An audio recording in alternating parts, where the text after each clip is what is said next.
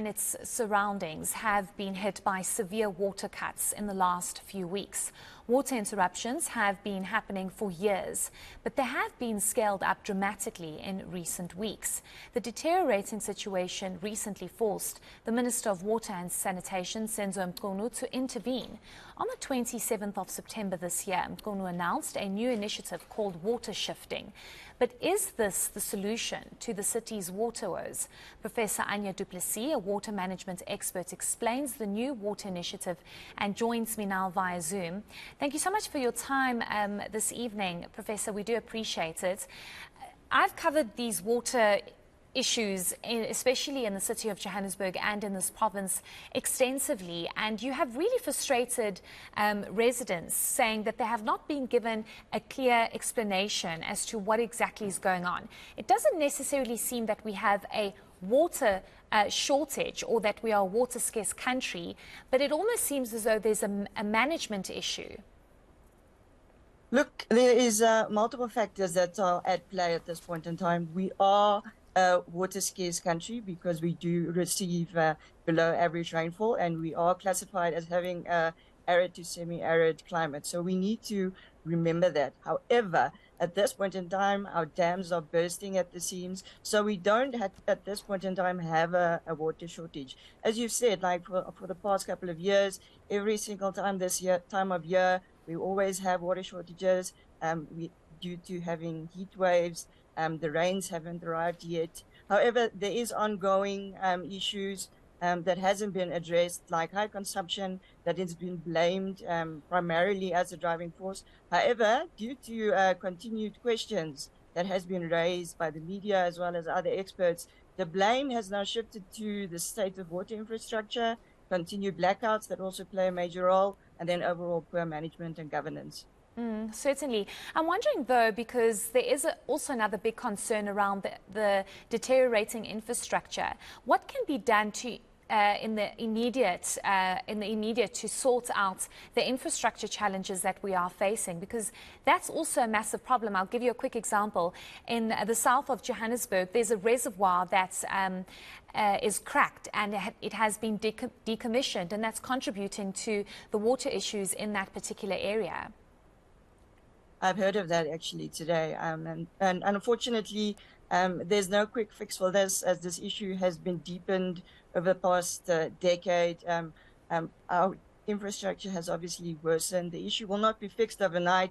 However, what we can do is to identify and prioritize major leaks or poorly fixed burst pipes, and then prioritize these by Joburg Water or by the municipality itself, as well as to improve the overall operations. Like we see now, North Pump Station is down again due to operational challenges. What these challenges are, they're not being specific. And then also large areas of the city being without water due to more than 40% of water being lost even before it reaches the consumer. I quickly want to speak about, especially here in Gauteng, Professor, as to whether or not you think this could have all been avoided. I mean, a number of areas have been hit, and I've actually just noticed on my Twitter that residents, for example, in Malville, and that area, Hurst Hill, Malville, Brixton, you also have the hospital, Rahima Musa, and Helen Joseph, severely affected. That area is always problematic. Do you think that the water issues in this province particularly could have been avoided? Look, yes, for sure. The water issues could have been avoided. It's the same with Hammanskraal.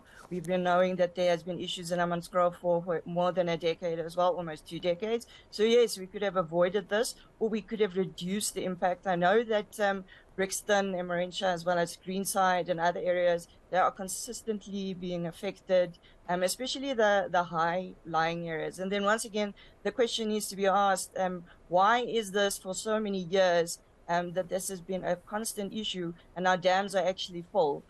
So it's absolutely the degraded state of the infrastructure, and then also more than 40%, and that's it might be more. In some instances, it's more than 60%. That where potable water that's treated already by Rand Water is getting lost even before it reaches the consumer.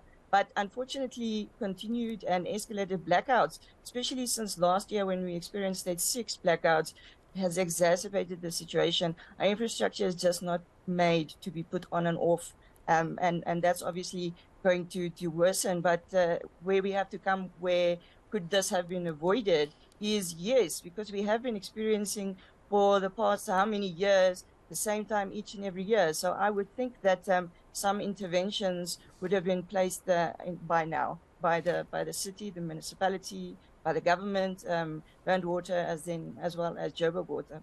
Yeah, and I think the frustration here is that these problems aren't new. It's not like we've just started experiencing stage 6 load shedding. We've had stage 6 load shedding for some time. We've had load shedding for the past 15 years. So there was definitely an opportunity for government to deal with the infrastructure challenges. Just lastly, there's a lot of panic among South Africans that we are going to end up on the same trajectory that we are when it comes to electricity with water.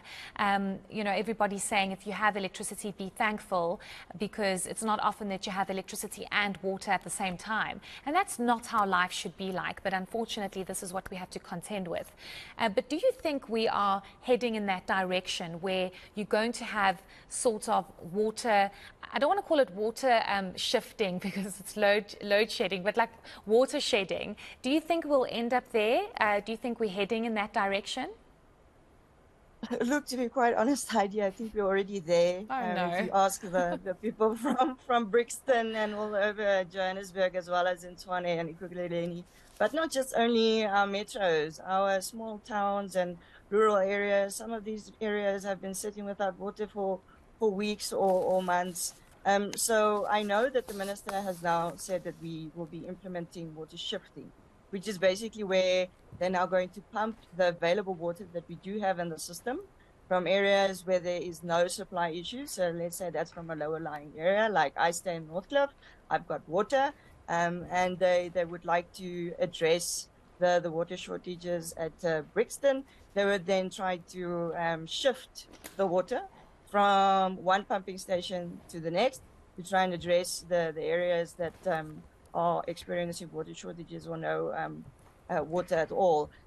This is, it should be noted that this is an interim measure that was selected instead of water shedding or stoppages, which some areas, like I said, in Johannesburg are already experiencing.